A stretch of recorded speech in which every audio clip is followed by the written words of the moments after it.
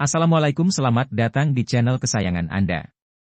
Survei Pilpres 2024 terbaru, Prabowo Subianto kalahkan Ganjar dan Anies. Capres dari Partai Gerindra Prabowo Subianto mengalahkan Ganjar Pranowo dan Anies Baswedan pada survei Pilpres 2024 untuk wilayah Kalimantan Tengah. Elektabilitas Prabowo 26,6%, sedangkan Ganjar dan Anies masing-masing 22,3% dan 21,4% jika Pilpres 2024 dilaksanakan saat ini. Pada survei Pilpres 2024 periode September 2022, urutan keempat Ridwan Kamil, Agus Harmurti Yudhoyono dan Sandiaga Uno, lihat grafis. Demikian temuan Lembaga Survei Carta Politika Indonesia saat survei periode 28 September, 4 Oktober 2022. Peneliti mengambil 10 tokoh atau figur yang masuk bursa capres. Responden diberikan pertanyaan, jika pemilihan presiden diadakan sekarang, siapa yang Bapak, Ibu, Saudara pilih sebagai presiden di antara nama berikut? Hasilnya, Prabowo di urutan teratas kemudian diikuti Ganjar dan Anies. Info hasil survei Capres Carta Politika di Kalteng. Capres dari Partai Gerindra Prabowo Subianto mengalahkan Ganjar Pranowo dan Anies Baswedan pada survei Pilpres 2024 untuk wilayah Kalimantan Tengah. Membaca kekuatan Prabowo, Anies, Ganjar. Nama Prabowo Subianto, Anies Baswedan, Ganjar Pranowo digadang-gadang punya kans maju calon presiden 2024. Nama ketiganya sering menempati tiga besar elektabilitas figur bakal calon presiden 2024 di sejumlah lembaga survei. Sejumlah partai politik menjagokan nama ketiganya maju calon presiden 2024. Meski demikian, 2 tahun menuju Pilpres 2024 dianggap masih dinamis.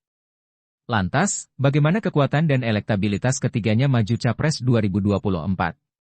Baca juga, survei Pilpres 2024, alasan Ganjar ungguli Puan Maharani, masa PDIP pilih kader Capres. Publik mulai menghitung kekuatan meski ketiganya belum menjadi calon presiden definitif. Siapa di antara tiga nama memiliki peluang menang paling besar? Deklarasi Capres. Prabowo Subianto menjadi orang pertama yang mendeklarasikan diri siap maju sebagai Capres pemilu 2024. Deklarasi itu diumumkan dalam Rapat Kerja Nasional, Rakernas, Gerindra yang digelar medio Agustus lalu. Dengan ini saya menyatakan bahwa dengan penuh rasa tanggung jawab saya menerima permohonan saudara untuk bersedia dicalonkan sebagai calon Presiden Republik Indonesia, kata Prabowo di Bogor, Jawa Barat, Jumat, 12 Agustus 2022. Tak mau kalah, baru-baru ini, Nasdem ikut mendeklarasikan calon presiden. Partai besutan Surya Paloh itu mengusung Gubernur DKI Jakarta Anies Baswedan. Anies dipilih sebagai satu dari tiga bakal capres yang digadang-gadang Nasdem. Selain Anies, Nasdem semula juga menjagokan Ganjar Pranowo dan Panglima TNI Jenderal Andika Perkasa. Kenapa Anies Baswedan? Jawabannya adalah why not the best? Mengapa tidak yang terbaik, kata Ketua Umum Partai Nasdem Surya Paloh di Nasdem Tower, Jakarta Pusat, Senin, 3 Oktober 2022. Grace menyebut, nama Ganjar terpilih melalui Forum Rembuk Rakyat PSI yang sudah digelar sejak akhir Februari 2022. Kendati mendeklarasikan nama Ganjar, PSI saat ini tak punya suara di DPR. Artinya, partai pimpinan Giring Ganesa itu tak bisa mengusung Ganjar atau siapapun pada Pilpres mendatang. Adu elektabilitas. Nama Prabowo, Anies, dan Ganjar memang hampir selalu masuk dalam tiga besar tokoh dengan elektabilitas terbesar menurut survei banyak lembaga. Survei Political Weather Station, PWS, yang dirilis Jumat, 7 Oktober 2022, misalnya, memperlihatkan bahwa nama Prabowo paling banyak dipilih responden, 30,8%. Menyusul kemudian nama Ganjar, 18,8%, dan Anies yang tak terpaut jauh, 17,5%. Survei indikator menunjukkan hasil yang berbeda. Dalam survei yang dirilis Minggu, 2 Oktober 2022, elektabilitas Ganjar disebut yang paling tinggi, 29%. Serupa, survei Carta Politika yang dirilis Kamis, 22 September 2022, juga memperlihatkan bahwa elektabilitas Ganjar menduduki urutan puncak, 31,3%. Dua nama setelahnya lagi-lagi Prabowo, 24,4%, dan Anies, 20,6%. Sementara hasil jajak pendapat Lembaga Survei Jakarta, LSJ, yang dirilis Selasa, 27 September 2022, menyebutkan Prabowo peringkat satu tokoh dengan elektabilitas tertinggi, 31,5%. Sedangkan Ganjar di urutan kedua, 20,8%, dan Anies di urutan ketiga, 16,9%. Lembaga survei Saiful Mujani Research and Consulting, SMRC, dalam surveinya baru-baru ini mengungkapkan, sedianya suara PDIP akan bertambah 15% jika mengusung Ganjar sebagai capres. Sementara, jika Partai Banteng mengusung putri mahkota mereka, Puan Maharani, elektabilitas PDIP disebut tak akan meningkat, tapi malah tergerus. Seperti diketahui, salah satu dari Ganjar dan Puan disebut-sebut bakal diusung PDIP untuk menjadi capres. Kalau dimasukkan Ganjar, naik cukup tajam.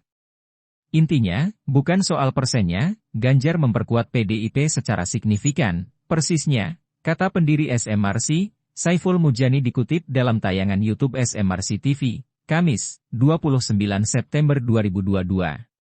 Adapun survei Litbang Kompas pada 4 hingga 6 Oktober menunjukkan, deklarasi Anies Baswedan sebagai capres Nasdem memberikan efek elektoral ke partai yang dimotori Surya Paloh itu.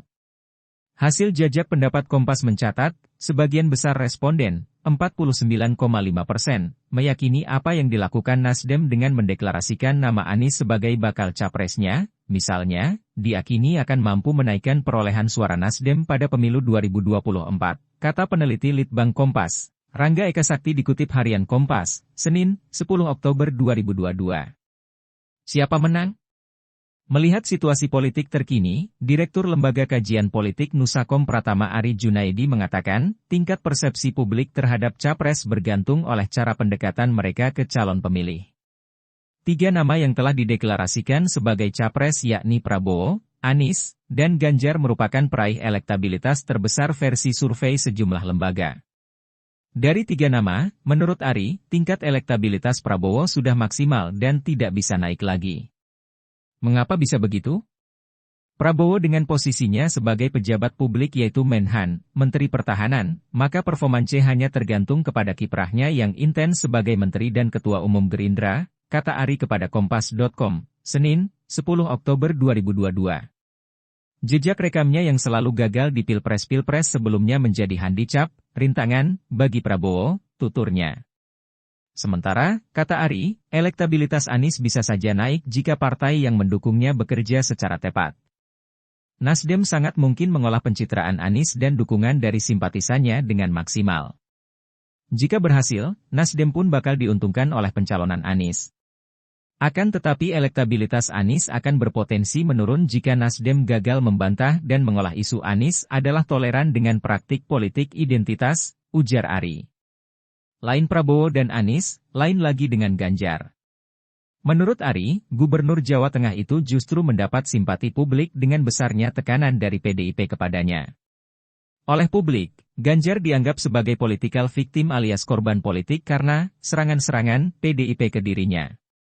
Sebagaimana diketahui, politisi PDIP itu kerap kali tidak diundang di acara partainya sendiri, hingga terang-terangan disebut kemajon, kelewatan, dan kemelinti, congkak, oleh elit partai publik. Sehingga publik menaruh iba dan semakin jatuh hati dengan ketegaran Ganjar, ucap Ari. Dengan tekanan politik demikian besar, Ganjar sulit berkampanye di luar Jawa Tengah yang bukan merupakan wilayah kekuasaannya.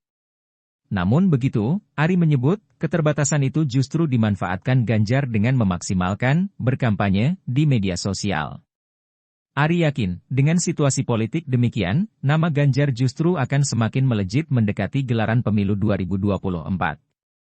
Tingginya elektabilitas Ganjar di tengah hambatan dan tentangan dari partainya justru melejitkan dirinya daripada Prabowo atau Anies, kata Ari.